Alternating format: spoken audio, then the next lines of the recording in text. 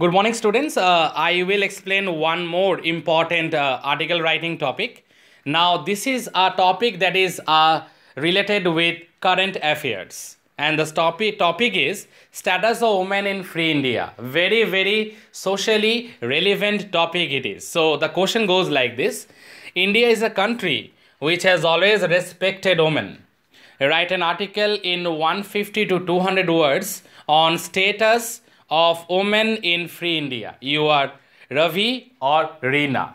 So it is also a very, very important topic. Status of women in free India. I already told you, socially relevant topic. This type of topic like women empowerment, then girl child education, then status of women in free India. We can say all these are socially relevant topic. So let me continue. Status of women in free India by Ravi. You can, because see the name is written, either Ravi or Reena, you can use any name. So now let me come to the introduction part. And I already told you the introduction should be very thought-provoking and very strong. Equally strong should be your conclusion part. So here I go. As we stand at the crossroads of gender dilemma, the debate today centers around women's independence and status. Because nowadays we talk about gender liberation, we talk about free status, we talk about equal status also, but at the same time we are very much orthodox, we are very much conservative. The mentality haven't shifted to give liberalization or liberation to a woman. It forces us to focus our attention on the centrality of the role of women played in the past. The age-old concept of Ardhanarishwar is a reflection of the values of gender equality and sustainability. From the prehistoric time, there is a very beautiful term, Ardhanarishwar, which speaks about gender equality and sustainability. But we are narrow-minded. We are superstitious. We are conservative. Are we following it? Are we following the trend? That is the big question. India, in its various social and religious identities, has always held women in high respect. We always held women in high respect. But having said this, still, it seems that injustice are being given to them a lot in our country. Sadly to say that. They seek justice for injustice being done to them. Time immemorial, women have contributed immensely shaping present independent India. One cannot ignore that even today they remain a marginalized community and are denied their rights. Yes, it's true. They are still considered to be a marginalized community and they are denied their rights, and even they are tortured, they are subjugated, they are marginalized every now and then. We talk about equal status.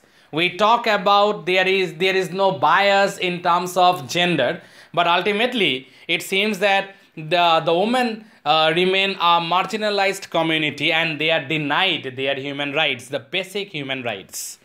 We live in a free India, independent India. Yet Nirbhayas continue to be raped and young women are prohibited from entering holy places and made victims of dowry deaths or domestic violence. These are some of the important aspects that you all, dear students, are well acquainted with. Nirbhaya case, they are getting raped also, and young women are prohibited from entering holy places. This is totally a shame on the face of our country. This is totally something that should be condemned. Seriously, it should be condemned. But this injustice is going on. We talk about liberation, women liberation. But each and every time a woman gets molested, is marginalized. And most importantly, they are made victims in terms of dowry deaths or domestic violence. All these things you might encounter in the newspapers if you read it every day. You will find that the newspaper is filled up with all these incidents. And it's sadly speaking, it's a regular affair and this should be stopped. Women are discriminated against and denied opportunities to realize their full potential. See, in order to run a social carriage, men and women should be given the same priority and they should be given the same importance. But unfortunately, it seems that the women are marginalized. And not only that, they are denied opportunities despite they are having true potential to succeed. Now, this is also very unfortunate thing. We should give them equal opportunities. We should actually give them equal opportunities in every sphere of human life. Then only, ultimately, the social carriage, the wheels of a social carriage will move. Otherwise, it will be stagnant. It will stop in midway. So, just like men are given opportunities, or women should not be denied of her opportunities. Women should be encouraged to pursue her ambitions each and every time. There is a need to have campaign like Beti Bachao, Beti Padhao. We know that this campaign has already been started. We need to create awareness along building toilets for women within the households. Swachh Bharat Abhiyan also, that comes under that category, that yes, for them also toilets should be installed within the households. This is a very important fact and this should not be neglected, right? Now, I am moving on to the conclusion part. One can say that the collaborative means in an alliance, or we can say in a joint manner. One can say that the collaborative efforts of the government, civil society, laws and people have failed in giving women the equal status they deserve in society. Implementations are there.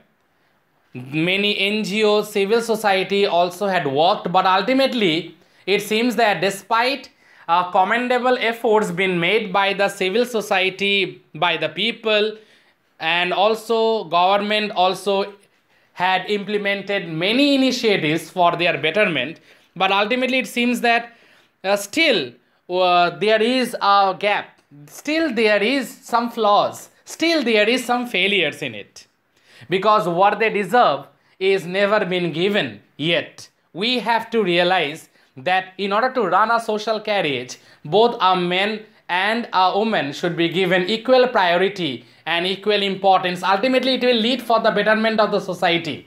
We should realize, every one of us should realize, the educated society should realize. Yet more women are now being educated and coming into the workplace and making their presence felt. But the situation is changing now. There is a ray of sunshine after the bleak environment, we can say, because now more and more women are coming forward and they are getting educated, they are holding corporate sectors also, they are coming into the workplace also, and their presence can be felt. Indira Nooyi, Chandra Kochhar, Mary Kom and Bechendi Pal are some examples that young girls are now trying to emulate. Even in the field of sports also, there is Saina Nehwal, Sania Mirza, you are all acquainted with them. Women in Free India are breaking the glass ceiling in large numbers to realize their dreams. Yes, they are breaking the walls, they are breaking the glass ceilings, and obviously in order to fulfill their dreams, in order to fulfill their aspirations, that is the biggest victory we can consider, and we should give them more encouragement. Then only our society will progress socially, economically. From every aspect, there will be massive development. And we should definitely, just like we give importance for the education of a male child, in case of a girl child also, we should give the equal educational importance. Dear students, listen to this audio presentation also, and if there is any doubt, kindly communicate. Thank you, students. Thank you all.